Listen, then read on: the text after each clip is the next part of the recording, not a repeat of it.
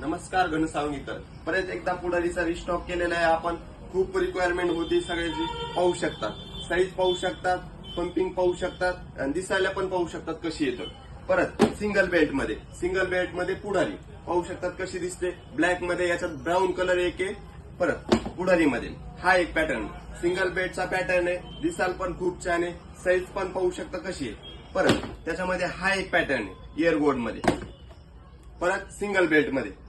आता आपण येऊ लहान मुलाकडे. लहान मुलाची खूप रिक्वायरमेंट होती की लहान मुलाचे चप्पल भेटत नाही तरी ते आपण फक्त जवळकर फुटवेअर मध्ये अवेलेबल केलेली पीयू मध्ये कोल्हापुरी पाहू शकतात.